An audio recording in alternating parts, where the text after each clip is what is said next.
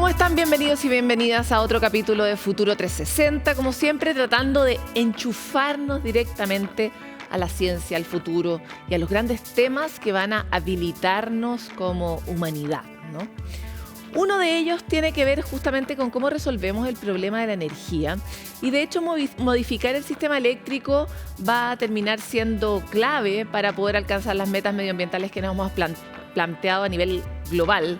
El almacenamiento en ese sentido, lo dijimos en nuestros especiales antes, juega un rol central para que esta meta se pueda cumplir. En el fondo, si no tenemos carreteras suficientemente grandes, líneas de transmisión o pilas suficientemente grandes para guardar la energía, es muy difícil que toda nuestra riqueza de energía renovable se pueda aprovechar como se necesita.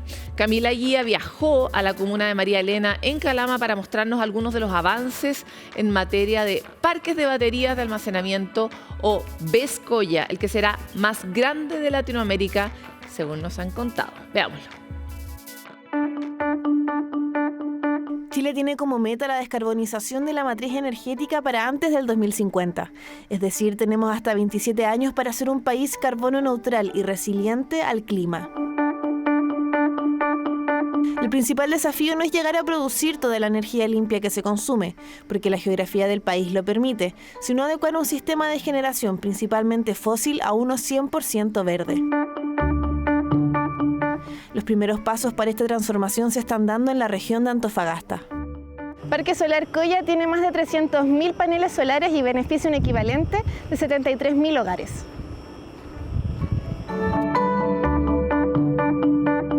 Acá se está construyendo BESS Coya, un sistema de almacenamiento de energía en base a baterías que será el más grande de Latinoamérica. Proyectos como este son fundamentales para lograr reducir el vertimiento y también avanzar en la transición energética.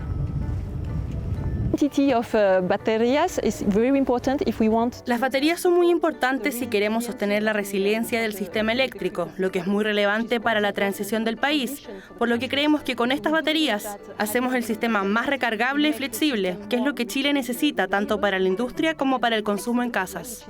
What Chile needs for its industry, but as well for the consumers in the households. Esta es justamente la importancia del almacenamiento en nuestra matriz, porque la energía solar se produce solo de día y poder almacenarla para usarla cuando el sol no está hace un sistema eléctrico más seguro. Es la planta de almacenamiento de energía más grande de Latinoamérica y está súper alineado con el segundo tiempo de transición energética, donde efectivamente las energías renovables pasan de ser un complemento a la energía térmica a ser el principal aporte al sistema eléctrico nacional. La energía se almacenará mediante un sistema de Battery Energy Storage System, que tendrá una capacidad de 638 megawatts-hora, capaz de aguantar suministro por hasta 5 horas. La tecnología de almacenamiento es tan reciente que poco se conoce de ellas, incluso cómo se ven.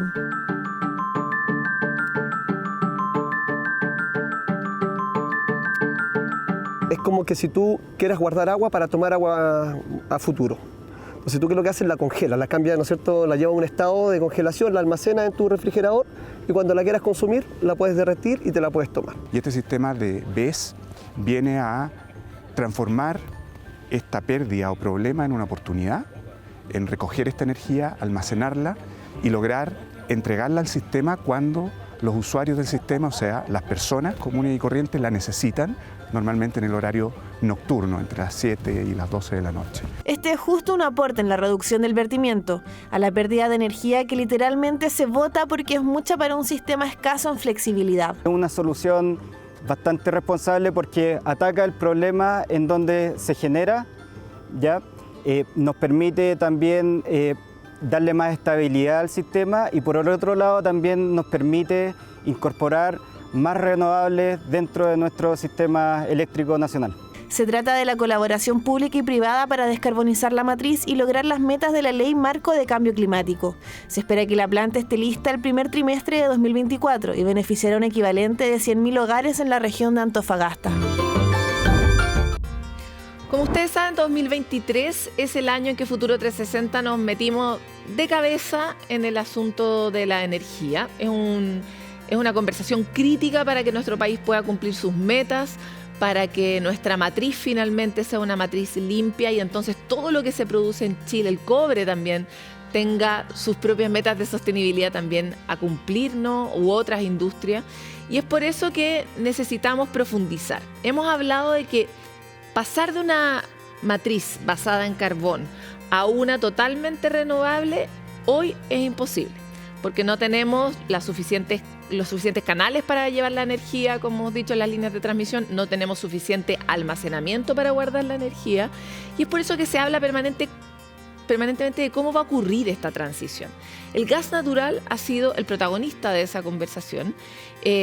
Hoy queremos abordar las luces y sombras del gas natural junto al verdadero experto actual, por suerte también es chileno, y es Marcelo Mena, ex ministro de Medio Ambiente, y quien actualmente está dirigiendo fundaciones, es director de Fundaciones MENI, pero también está a cargo del Metano Hub, ¿no? Marcelo Metano te habían puesto otra bambalina, es un buen nombre porque es una gran causa, ¿no? Pongamos un poco de contexto. El gas natural se ha planteado como la verdadera solución de transición entre una matriz fósil basada en carbón, como mucha de la chilena, a una totalmente renovable. ¿Qué dices respecto de esa declaración?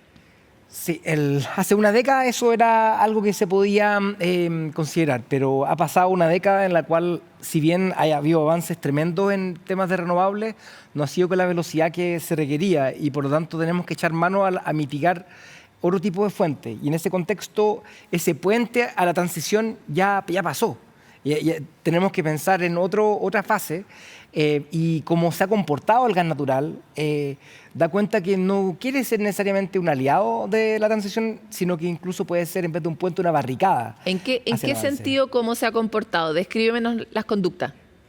Primero que todo, hace 8 años, cuando empezamos con los planes de descontaminación, pensamos que el gas natural más barato que estaba extrayéndose de Estados Unidos, que costaba, para dar un número de referencia, en torno a $6 por millón de BTU, podía llegar a Chile y podíamos descontaminar Temuco, Coyhaique, entre otras cosas. Y bajó el precio internacional, pero nosotros seguimos pagando los mismos $30 o 1.000 pesos por metro cúbico que cuesta, y por lo tanto nunca se traspasó ese ahorro a los ciudadanos. ¿Quién se quedó con ese ahorro? Yo creo que la misma empresa, y también hay una investigación que mostró que habían empresas que se crearon para poder asegurar ciertas utilidades, pero lo cierto es que si bien, por ejemplo, la parafina jugó un rol en los recambios de calefactores, el pellet también, el gas natural nunca hizo las inversiones ni tampoco fue una solución hacia eso. Entonces, esa es la primera señal de alerta, habiendo yo trabajado con la industria del gas natural porque teníamos en común un enemigo en su momento que era la leña. Ya hice algunos estudios para ver qué significaba el gas natural en el diésel, para reemplazar el diésel en los buses de Transantiago, y en general muchas cosas ya pasaron con respecto a eso. Ya, pero una pausa respecto de eso, porque igual es justo y correcto dejar el gas natural en su lugar. O sea, el gas natural ¿es una mejor alternativa que el carbón? Sí. Sí. ¿Es una mejor alternativa que el diésel? Sí. ¿Que la leña? Sí. Y todas las cosas siguen presentes en nuestra matriz. Sí. O sea, dicho eso, digamos. No hubo una baja de costo.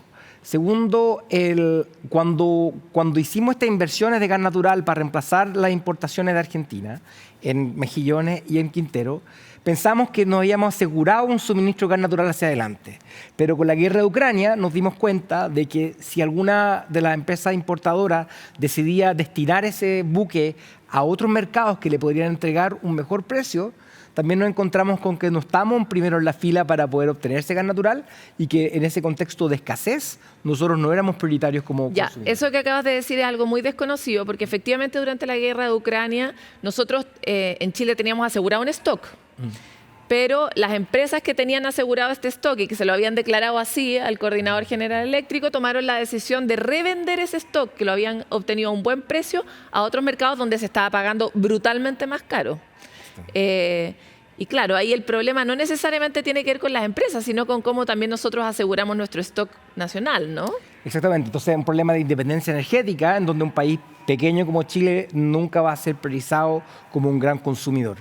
Pero lo tercero tiene que ver con el gas natural inflexible, que fue un tema que duró más o menos un año. Explícanos qué es el gas natural inflexible. Entonces, los grandes proveedores de gas natural firmaron contratos de largo plazo que tenían que consumir ese gas o pagar por él igual. Eso pareciera ser razonable para poder asegurar un buen precio. Sin embargo, cuando ellos entregaban la información al coordinador eléctrico, es decir, tenían que despachar la energía, tenían que quemar ese gas o perderlo, eso significó un desplazamiento de la energía renovable. Y eso, porque en el fondo la reflexión ahí es, si nosotros ya compramos esto y es como la comida, hay que comérsela porque si no se echa a perder. En este caso es gas inflexible y por lo tanto hay que gastárselo si no se va a perder. En el fondo eso se saca una cantidad de energía de la matriz e ingresa esto a como de lugar. Y eso significó entonces que la generación de día del norte no podía despacharse y se perdió en 10 a 20% lo que estaba generando. Y eso fue socializar un contrato malo con el resto de los actores eléctricos, y eso para mí demostró que el momento de que valía la pena ver si es que era un aliado o no de la renovable, simplemente la desplazó. Y eso causó una intervención de la Fiscalía Nacional Económica, y esa práctica por suerte ha terminado, ¿ya? Pero en ese momento se dio. Pero la cuarta tiene que ver con un tema de información reciente que se ha sabido. Cuando tú extraes este gas natural y con la fracturación hidráulica se empezó a expandir los pozos en todos lados, en Argentina, en Chile, en Estados Unidos, y nos encontramos con que teníamos gas natural para el futuro, y el futuro podría perfectamente funcionar con gas natural. Pero en esa operación de mala regulación ambiental, cuando se acumulaba gas natural, en vez de poder llevarlo por las tuberías, se empezó simplemente a ventilar, y nos dimos cuenta que había tremendas bombas de emisiones, y este metano, al ser tan potente, podía obviar todos los beneficios climáticos que tiene el gas natural. El gas natural emite más o menos la mitad que el carbón en términos de CO2, si es que no consideras nada más. Pero si tú sumas la fuga en la producción misma, y dependiendo de dónde viene, eso puede hacer que incluso las emisiones en el ciclo de vida completa sean más altas que el carbón. Entonces, por lo tanto, solamente dependiendo del nivel de fuga que tenga este gas natural, va a ser una solución frente al carbón. En las tasas actuales que tenemos, puede ser emisiones tan altas o mayores como el carbón. Oye, Marcelo, que fome ser tú en el fondo, porque te estás dando puras malas noticias. Todo que nosotros creemos que vamos saliendo, en realidad a veces nos vamos enterrando más en el problema de cómo resolvemos el asunto de las emisiones, ¿no? Y desde ese punto de vista me encantaría entrar específicamente en cómo uno tiene una producción con más o menos fuga, qué tecnología se requiere o qué países tienen las mejores prácticas en la extracción de gas con menos fugas. Sí, entonces esto se puede determinar, históricamente se declaraba, autodeclaraba, y un sido reporte, pero con el desarrollo de tecnología hoy día hay en torno a 4 satélites que van dando vuelta y van viendo si es que hay fugas de gas natural y el metano, por lo tanto, que es una componente del gas natural. Y eso, por ejemplo, Rusia tiene tasas de fuga mucho más altas, Venezuela también. En Estados Unidos, depende de dónde, si es del este de Estados Unidos, con mayor regulación ambiental, las fugas son inferiores. Si es oeste de Estados Unidos, cerca de Arizona, Nuevo México, son más altas las emisiones. ¿Y Argentina, por ejemplo? Argentina, uno podría pensar que son un poco más altas de lo que se pensaba, y con la expansión de la producción de vaca muerta, si es que no aseguramos que esas fugas sean abordadas, que al mismo tiempo es plata perdida, ¿no es cierto? Porque si tú... Porque se está fugando el gas con el que podría aprovechar en otra cosa. Exactamente, y las fugas globales son inmensas y son en torno al 70% más de lo que se declaraba por los informes oficiales a nivel global. Entonces, ese es un problema que ha emergido recientemente, yo creo que unos 2 o 3 años, que se tiene esta conciencia, y por lo tanto hay todo un trabajo global para poder empezar a asegurar que esas emisiones sean más bajas. Y quienes han liderado eso, por ejemplo, ha sido la Unión Europea. Estableció una tasa de fuga de 0.2% de la producción, y al mismo tiempo dijo, bueno, si nosotros vamos a hacer este tipo de esfuerzo, aquellas fuentes que nosotros importamos también tendrán que hacerla. Claro, y por tanto, obligando al resto a adaptarse.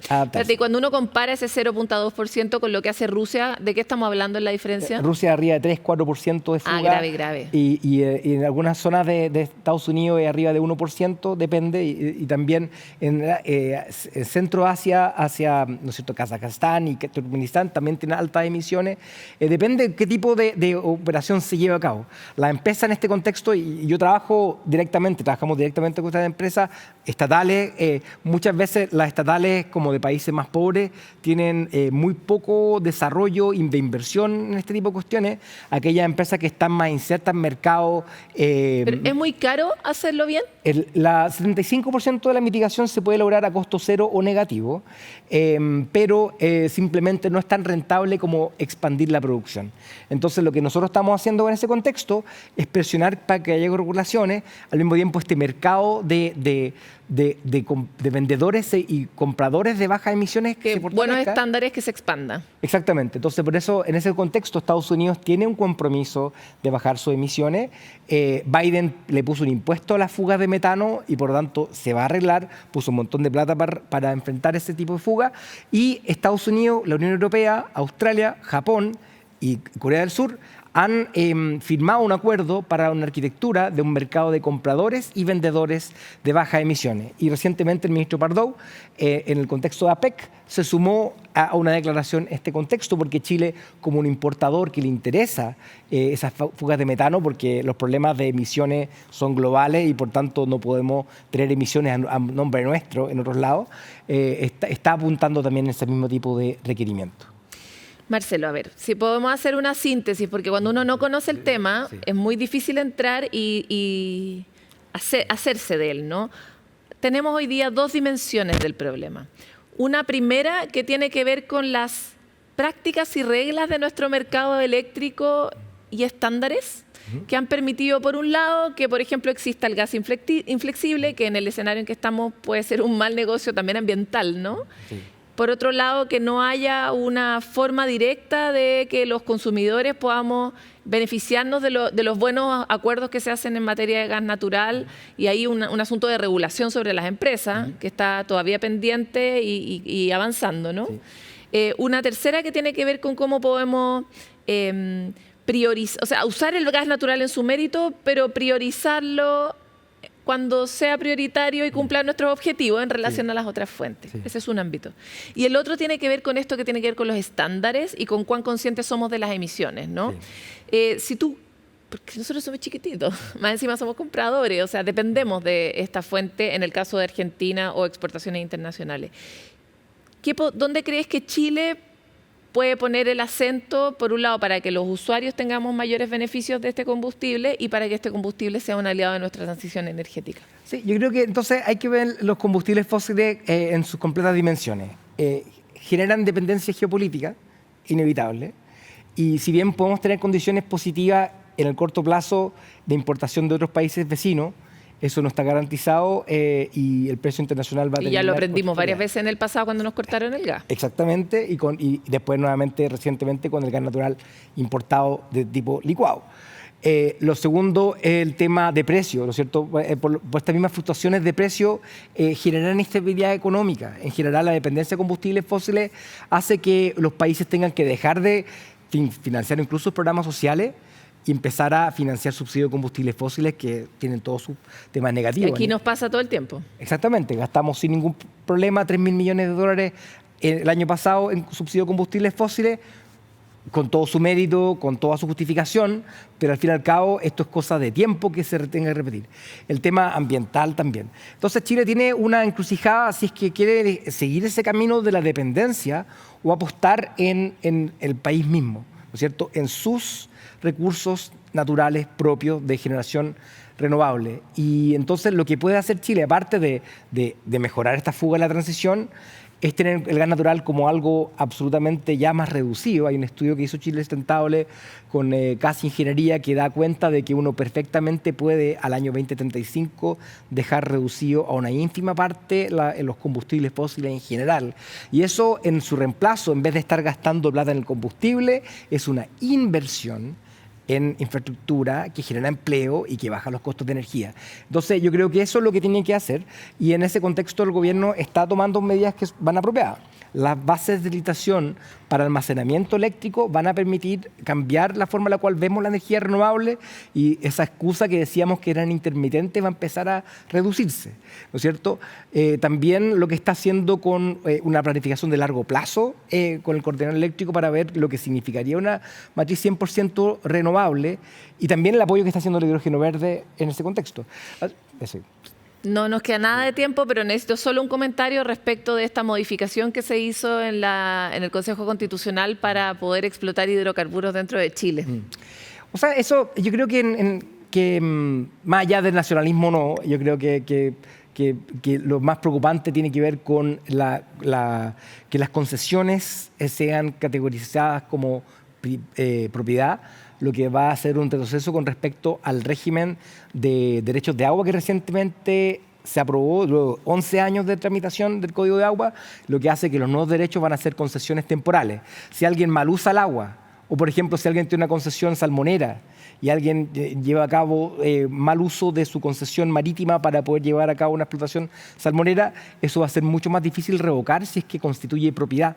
Eso es más preocupante, más allá de las aspiraciones propias de tener recursos de explotación de carácter propio, donde el cobre y el litio siempre se ha pensado que son chilenos y que se puede... No, pero en este caso se saca y permite que otros entren, por ejemplo, a explotar gas en Chile. Sí, eso es una señal contradictoria con nuestros objetivos. De todas maneras, ahora el gas en Chile es bien reducido, más bien tiene que ver con un tema descentralizado de Metanex en particular y Punta Arenas y su demanda de gas natural, pero solamente el momento que el gas natural llegue a ser una solución real de la descontaminación de las ciudades, donde hoy día la calefacción eléctrica pareciera ser la solución más barata, yo creo que el gas natural es una cosa menor dentro de lo que nosotros vamos a poder tener como energía. Nuestra energía es la energía renovable y por tanto quedarse anclado en una era débil tecnológicamente como la combustibles fósiles, no creo que sea el camino que tenga que tomar Chile. Totalmente. Muchas gracias, Marcelo Mena, por esta entrevista. Tratamos de poner mucho contenido en poco tiempo, así que gracias por el esfuerzo. Muchas gracias.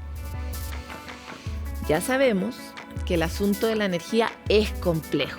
Demanda atención y esfuerzo por parte de los ciudadanos para poder comprender, porque es algo que nos afecta, nos llega al bolsillo todo el tiempo y también aumenta nuestra huella de carbono o la disminuye como país y como personas. Así que es muy importante tener estas distinciones. Pueden ver todos nuestros especiales de energía si quedaron colgados en alguno de los temas que conversamos hoy. Nosotros vamos a una pausa y volvemos con más.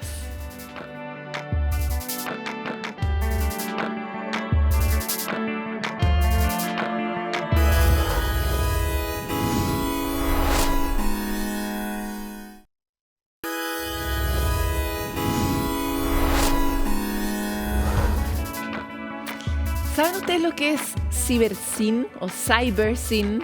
Es un proyecto histórico que se realizó durante la Unidad Popular y que buscaba desarrollar tecnología que no estaba disponible en esa época para conectar y generar información conjunta cuando todavía no existía Internet.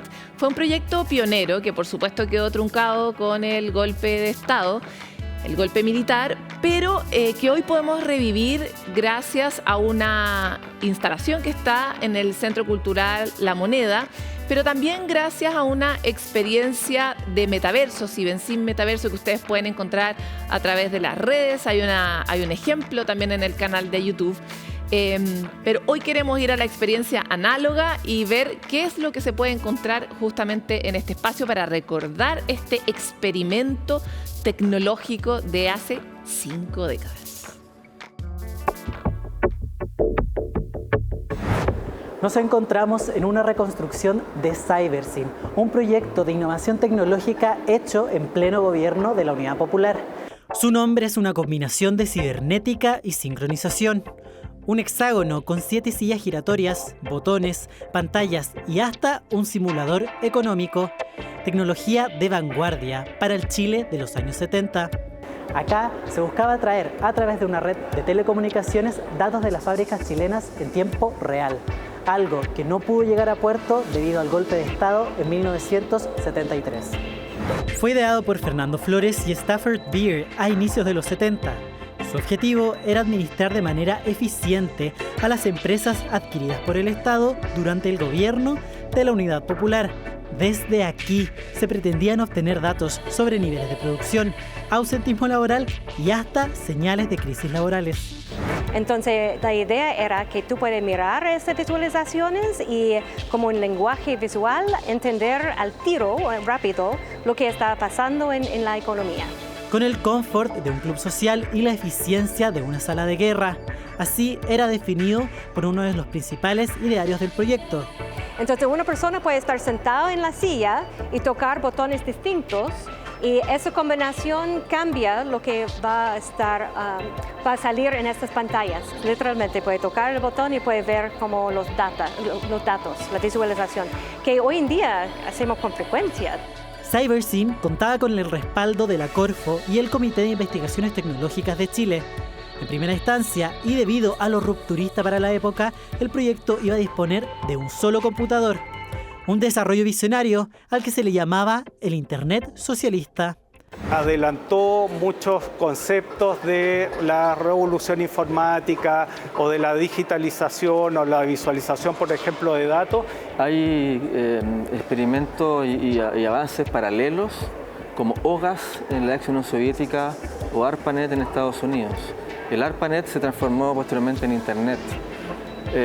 CyberSyn es uno de esos tres. En esa época ya imaginaron el poder que tenían los datos y el poder que tenía la información para efectos de administrar la economía de un país y también incidir en la vida de las personas. CyberSyn solo alcanzó una etapa piloto. El 11 de octubre de 1972 pasó a la historia como el día en que fue puesto en funcionamiento, solo de manera experimental. Con motivo de la conmemoración de los 50 años del golpe de Estado en nuestro país, esta réplica fue levantada para ser exhibida en el Centro Cultural La Moneda.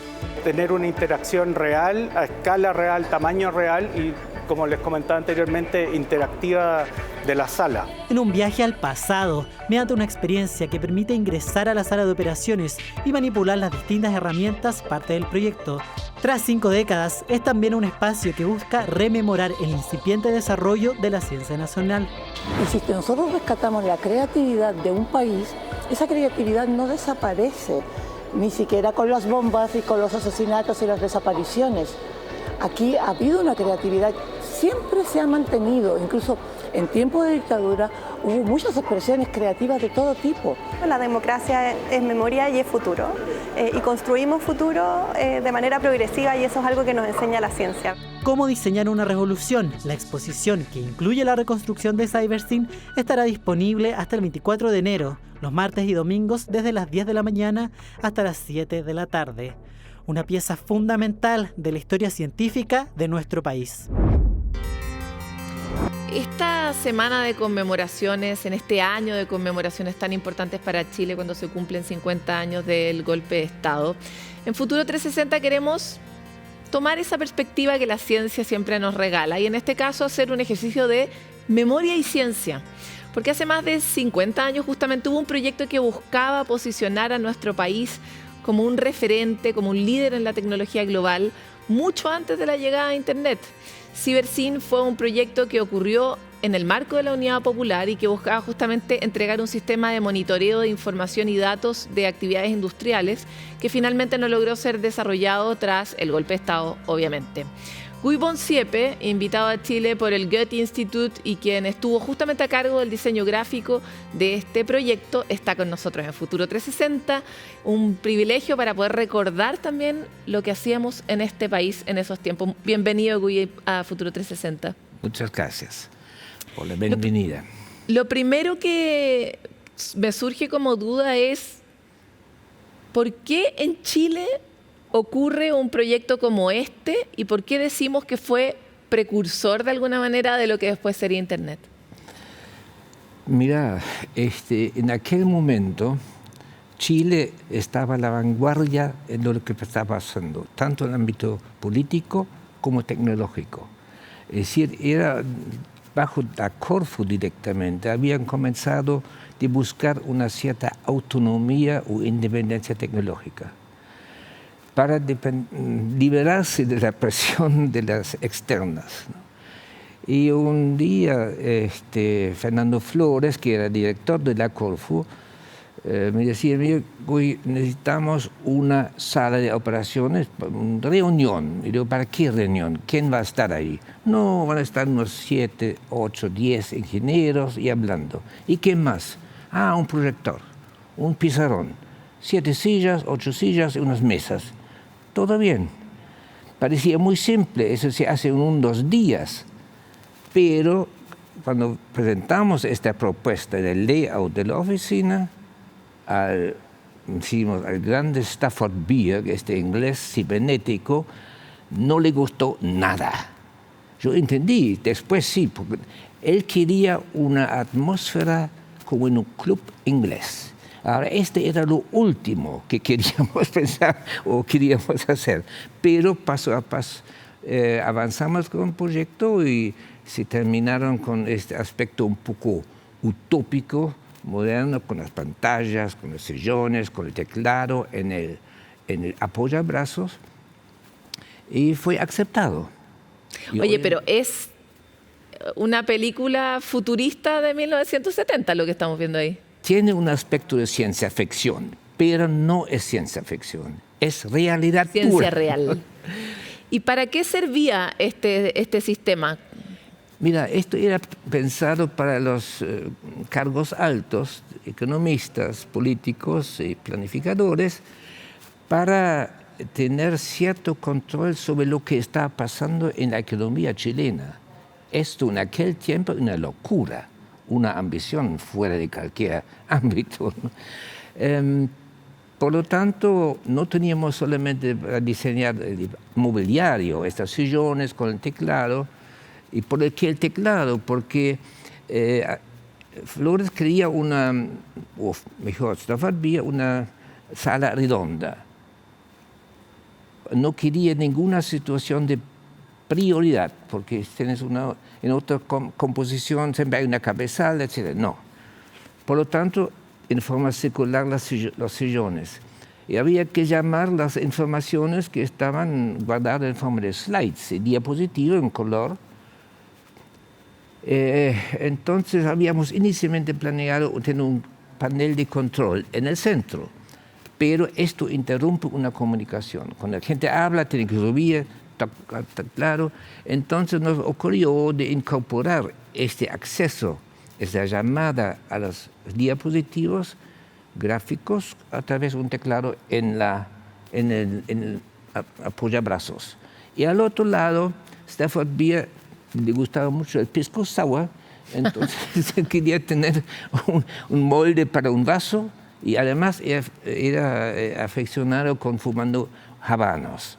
Por lo tanto, había un cenicero y un apoyavaso de pisco sour integrado al sillón. La tecnología y la humanidad en un solo sillón. Exactamente así.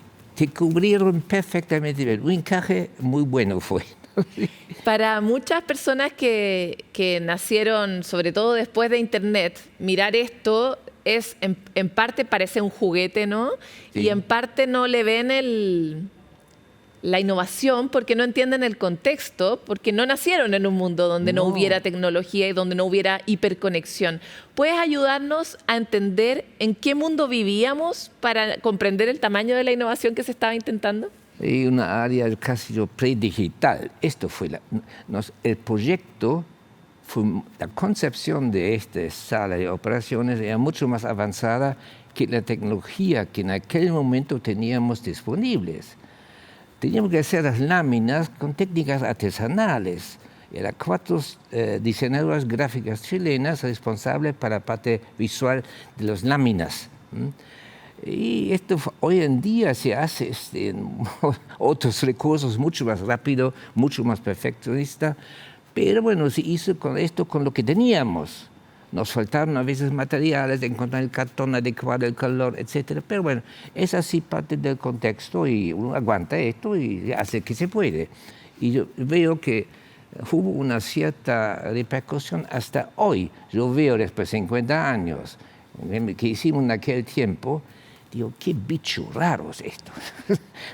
Pero aparentemente tenía un valor de vanguardia. Ahora, Chile, tú lo sabes porque puedes haber seguido la historia chilena, quiera o no quiera, siempre está metido haciendo algún tipo de experimento. Sí. Somos buenos para desarrollar experimentos económicos, experimentos sociales, para desarrollar ideas de vanguardia. Y hay algo que los chilenos somos poco conscientes que tenemos, que es un entorno que de alguna forma produce innovaciones o produce preguntas de frontera. ¿Qué características tenía ese entorno que tú conociste en esa época que permiten más la innovación o la habilitan más? ¿Qué condiciones estaban dadas para que eso pudiera ocurrir de manera más natural, con menos barreras? Era una situación y un contexto excepcional.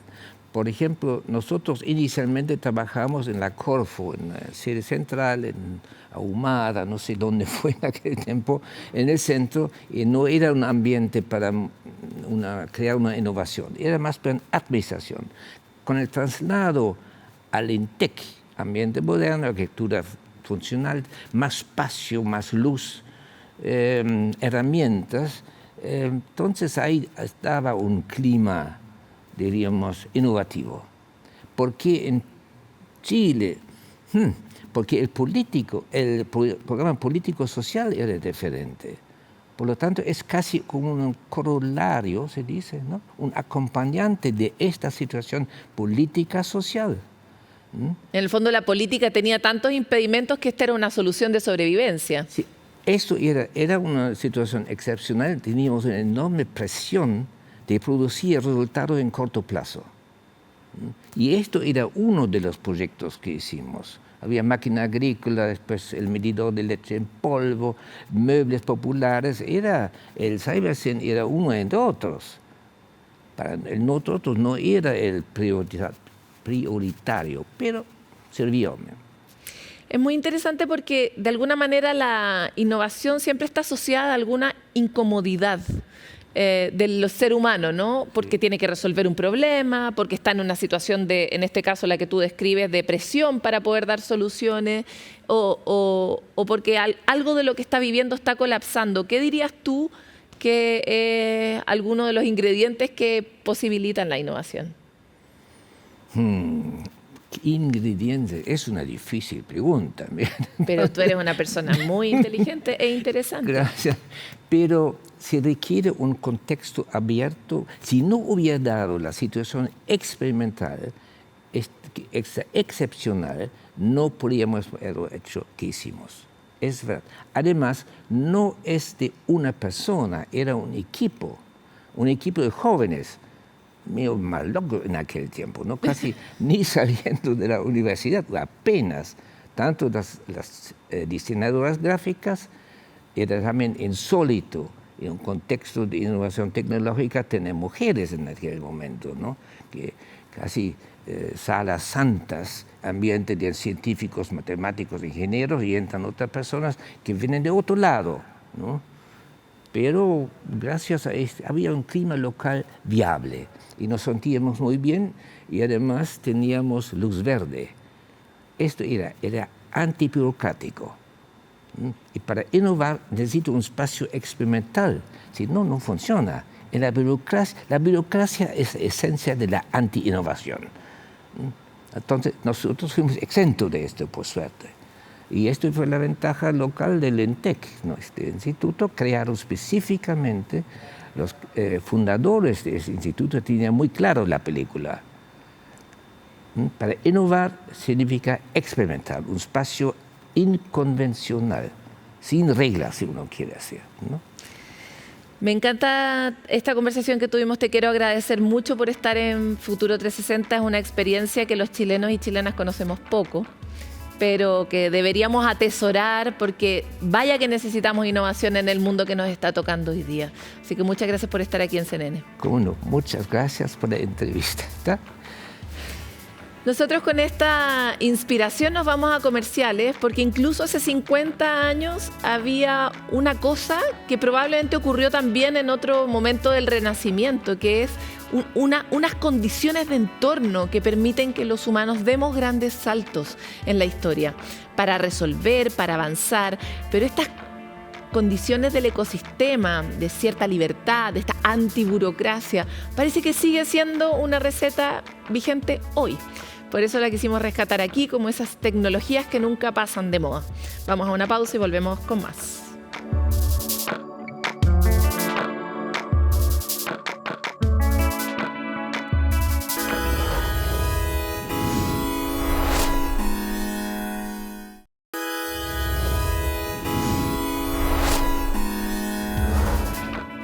Llega ahora el tiempo de revisar la innovación que se hace en Chile en todos los territorios a través de nuestra sección Chile Científico. En este caso vamos a ir a conocer el trabajo de estudiantes que desarrollaron un novedoso agricultor artificial que busca ser la mano derecha de los pequeños productores en nuestro país.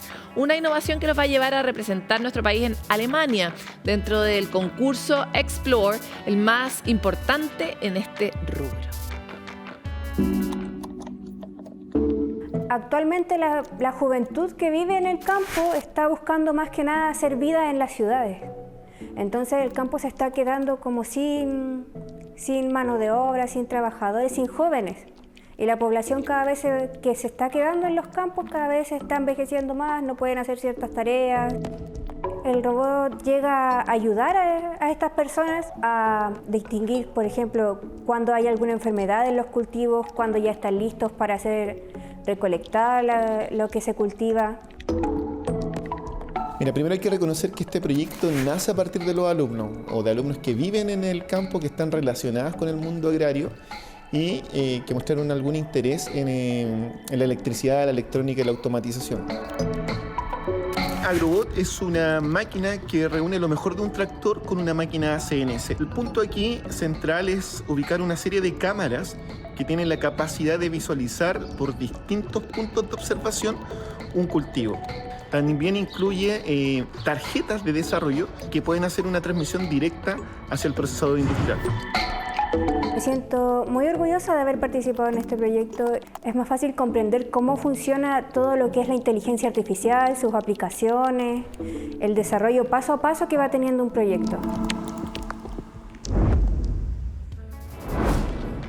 Bueno, y en otros espacios donde también tenemos ventajas es en los cielos. Vicuña destaca por ser conocida internacionalmente por sus cielos y, por supuesto, por los observatorios. Es por eso que en Vicuña ocurrió la Cumbre Mundial de Astroturismo, un evento único que busca posicionar a la comuna como literalmente la capital mundial de la astronomía.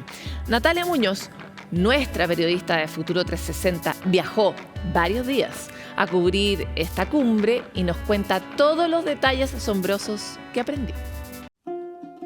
Cielos despejados por más de 300 días al año. Es una zona privilegiada para contemplar y estudiar el universo. Hablamos de Vicuña, la capital astronómica mundial.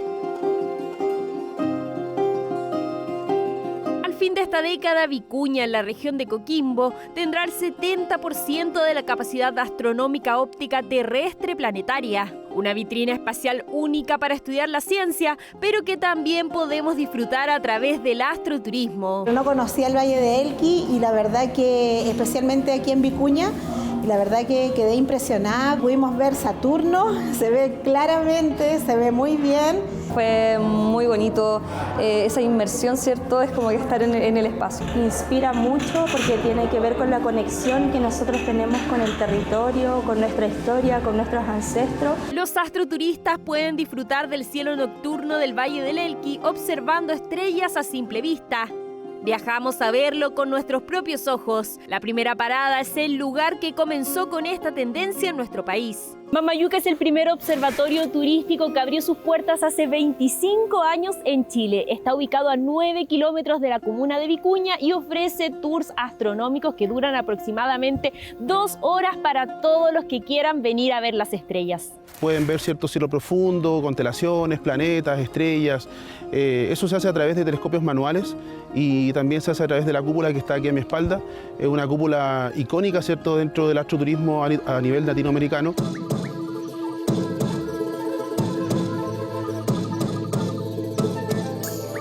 Actualmente cuenta con 2 telescopios, uno nuevo traído directamente desde Estados Unidos de 16 pulgadas. El otro es un telescopio manual y también cuenta con telescopios pequeños para que las personas puedan hacer observación toda la noche. Hola. Hola, bienvenido. Muchas gracias. ¿Cuál telescopio es? Bueno, este es un telescopio digital, es un MIT LX200, cuenta con GPS, entonces el telescopio lo que hace es seguir el objeto sin necesidad de estarlo guiando manualmente, todo lo hace a modo de GPS. Se pueden ver desde planetas hasta nebulosas, constelaciones, básicamente estrellas más brillantes, visibles, pero por lo general siempre se está ocupando en planetas según la estación. Los cielos de Vicuña son muy buenos cielos.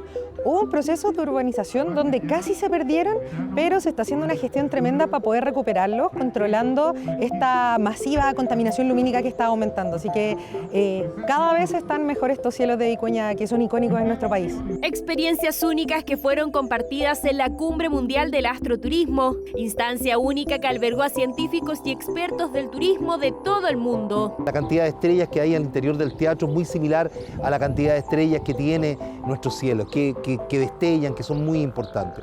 Realizar una actividad como esta evidentemente es muy importante y de una gran responsabilidad, porque creemos que el desarrollo del turismo de nuestro país puede estar vinculado justamente al astroturismo. Emprendedores de acá empezaron a soñar con esto porque veían el cielo y saben que aquí está este observatorio. Es justamente la posibilidad que tenemos desde el turismo de mostrar algo que hasta hace poco estaba tan lejos, que es la observación de las estrellas. Una actividad que combina el paisaje con la ciencia y además permite el desarrollo sostenible de zonas rurales. Las personas que vienen aquí y se encuentran con estos cielos maravillosos se van impactados. Hoy día hago astrofotografía a las personas en los tours que realizamos, donde llevan la experiencia de las estrellas, se la llevan a una fotografía. El astroturismo lo hago gratis, yo no cobro. Entonces lo hago porque me gusta, me apasiona y hay que darle. Ese es un santuario que tenemos de la naturaleza, de la vida, que hay que aprovecharlo y los cambia todo. Los cambia su forma de vivir, cómo actuar. La primera cita mundial sobre esto contó con más de 40 expositores de 7 países, astrónomos de la NASA, representantes de observatorios europeos, científicos y destacados profesionales de nuestro país. Fueron parte de la cita que acercó el conocimiento a la ciudadanía. La organización con la que trabajo, Aura, tiene muchos telescopios aquí y también es el centro de operación de la misión para el telescopio James Webb Space Telescope. Así que a través de Aura tenemos un enlace directo del telescopio. Está abierto a cualquier científico con una muy buena idea de cómo usarlo. Nosotros tenemos actividades educacionales, expediciones, que los alumnos viajan a Estados Unidos a aprender en distintas áreas, por ejemplo, aprender en NASA, y después de eso lo apoyamos a todos, lo acompañamos a través de becas universitarias para estudiar a Estados Unidos si ellos desean. Es una oportunidad para que todos los niños se acerquen de una manera mucho más didáctica y simple a lo que es la astronomía, que es lo que inició mi amor por lo que es la ingeniería aeroespacial. Vicuña pretende ser líder a nivel global del astroturismo. La Organización Mundial de Turismo promueve el turismo sustentable y un proyecto, una propuesta de cielos limpios, de protección ambiental, entra perfectamente dentro de esta directriz de la Organización Mundial de Turismo. Chile es conocido por ser muy fuerte, muy poderoso en el tema de astroturismo, igual que España, pero con estas reuniones se va a posicionar, como ya se dijo en varias oportunidades, en el líder del astroturismo en el mundo. Ustedes son un referente en astronomía y en astroturismo en concreto, y nosotros venimos aquí con el ánimo de aprender de iniciativas que están funcionando y que podemos replicar perfectamente en otros lugares de Europa para ver qué tipo de alianzas se pueden tejer. El próximo año podremos ver por primera vez un mapa completo del cielo gracias a la instalación del Observatorio Vera Rubin. Este telescopio cambiará la forma en que conocemos el universo, mientras Cerro Tololo, La Silla, Cruz del Sur y Gemini continúan entregándonos datos sorprendentes del universo. 14 observatorios turísticos y 5 científicos están en este rincón de nuestro país por sus excelentes condiciones climáticas. No solo disponible para la ciencia, sino que acceso a una ventana abierta de contemplación y conocimiento desde la capital mundial de la astronomía. Hasta aquí llega este capítulo realmente entretenido. ¿Ustedes se entretienen? En general nos comentan que es muy interesante, pero ¿se entretienen en Futuro 360? Porque nosotros sí, lo cual es al menos el principio, ¿verdad? Que nosotros nos entretengamos y encontramos entretenido en lo que hacemos. Pasamos del cielo a la tierra, a las aplicaciones de inteligencia artificial, a visitar el pasado y reconocer también en esta semana que ha sido tan difícil cómo en Chile existe un gen, un germen, algo que ocurre en nuestro país y que permite que estemos innovando, creando soluciones, llevando miradas de frontera. Eso ocurría en el pasado y ocurre en el presente. Tenemos mucho patrimonio en materia de innovación, una cultura que no sabemos de dónde sale, pero que nos permite generar soluciones para el mundo y conocimiento para todos los que vivimos en el planeta. Estamos contentos por eso y nos vamos agradecidos. Esperamos verlos en otro capítulo de Futuro 360.